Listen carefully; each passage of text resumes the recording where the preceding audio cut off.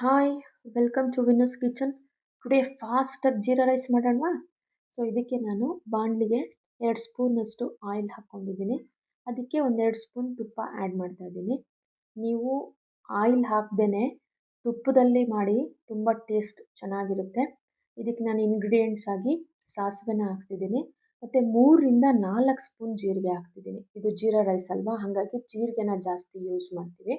ಆಮೇಲೆ ಜೀರಾ ಡೈಜೆಷನ್ಗೂ ಕೂಡ ತುಂಬ ಒಳ್ಳೆಯದು.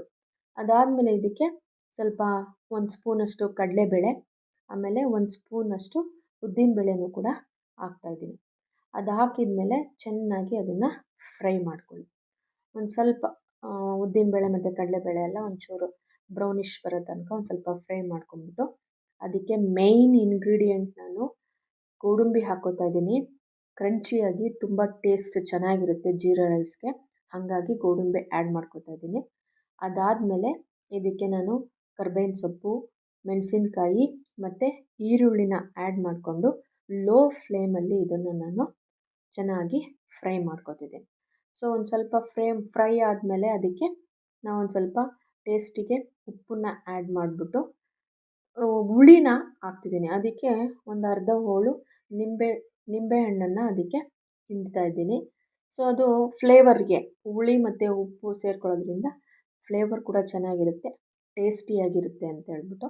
ಸೊ ಇಲ್ಲಿ ನಿಂಬೆಹಣ್ಣು ಆ್ಯಡ್ ಮಾಡಿದ್ಮೇಲೆ ಇದನ್ನು ಚೆನ್ನಾಗಿ ಒಂದು ಸ್ವಲ್ಪ ಮತ್ತೆ ಮಿಕ್ಸ್ ಮಾಡೋಕ್ಕೆ ಚೆನ್ನಾಗಿ, ಆಮೇಲೆ ಸ್ವಲ್ಪ ಫ್ರೈ ಮಾಡ್ಕೊಳ್ಳಿ. ಸೊ ಫ್ರೈ ಆದಮೇಲೆ ಕೆಳಗಡೆ ಇಳಿಸಿ ನೋಡಿ ಈ ಥರ ಆಗಿರುತ್ತೆ. ಅದಕ್ಕೆ ನಾವು ಅನ್ನನ, ಅದರಲ್ಲೂ ಬಿಸಿ ಅನ್ನ ಹಾಕ್ಕೊಂಡು ಬಿಸಿ ಬಿಸಿ ತಿಂದ್ಬಿಟ್ರೆ ತುಂಬ ಟೇಸ್ಟಿಯಾಗಿರುತ್ತೆ. ನೋಡಿ ಇದನ್ನು ಈ ಥರ ಚೆನ್ನಾಗಿ ಅದಕ್ಕೆ ಆ ಒಗ್ಗರಣೆಗೆ ಎಷ್ಟು ಅನ್ನ ಬೇಕೋ ಅಷ್ಟನ್ನು ಅದಕ್ಕೆ ಚೆನ್ನಾಗಿ ಮಿಕ್ಸ್ ಮಾಡಿಕೊಂಡು ಸ್ವಲ್ಪ ಕೊತ್ತಂಬರಿ ಸೊಪ್ಪನ್ನು ನಾನು ಅದಕ್ಕೆ ಆ್ಯಡ್ ಮಾಡ್ತಾಯಿದ್ದೀನಿ. ಸ್ವಲ್ಪ ಕೊತ್ತಂಬರಿ ಸೊಪ್ಪನ್ನು ಅದಕ್ಕೆ ಆ್ಯಡ್ ಮಾಡಿ ಚೆನ್ನಾಗಿ ಮಿಕ್ಸ್ ಮಾಡಿ. ಈವನ್ ಕೊತ್ತಂಬರಿ ಸೊಪ್ಪು ಗಾರ್ನಿಷ್ ಮಾಡ್ದಂಗೂ ಆಗುತ್ತೆ, ತುಂಬ ಚೆನ್ನಾಗಿರುತ್ತೆ ಟೇಸ್ಟು. ಆಮೇಲೆ ಸರ್ವಿಂಗ್ ಬೌಲಿಗೆ ಹಾಕಿ ನೀವು ಕೂಡ ಟೇಸ್ಟ್ ಮಾಡಿ ನೋಡಿ. Thank you.